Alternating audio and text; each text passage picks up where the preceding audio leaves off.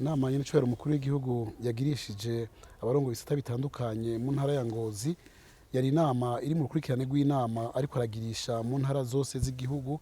Inama yagira gatatu, ubwa mbere yari Karusi, hanyuma Igitega, uyu munsi yari haramukiwe intara ya Ngozi. Mu ntara ya Ngozi yabanje gusaba abanyengozi kwibuka imboneza y'icubahiro Petero Nkurunziza, na cane cane ko yari asanzwe avuka ngaha mu ntara ya Ngozi. Murazi abarundi barayamaze ngo uwubuze se ntarira nk'uwubuze sekuru.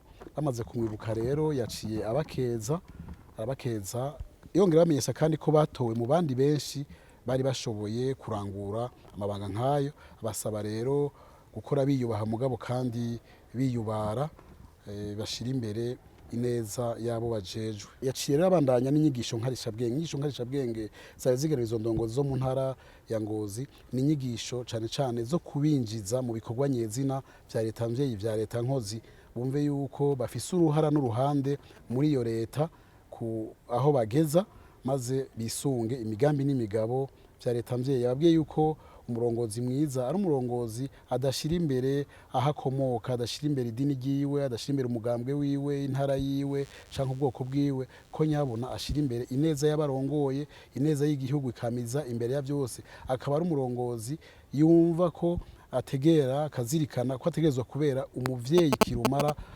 abajejwe, akabafata nk'abana biwe kandi akabaja imbere mu bikorwa, akababera n'akarorero. Yarangije rero abaha impanuro nyinshi, abasaba gukora bivuye inyuma. Intara uko bayisanze mu bisata bajejwe baze bayiteze imbere, maze nibarangiza igikorwa umurimo bajejwe abantu bose baze babivuge, bavuge bati muri intara haraciye abagabo.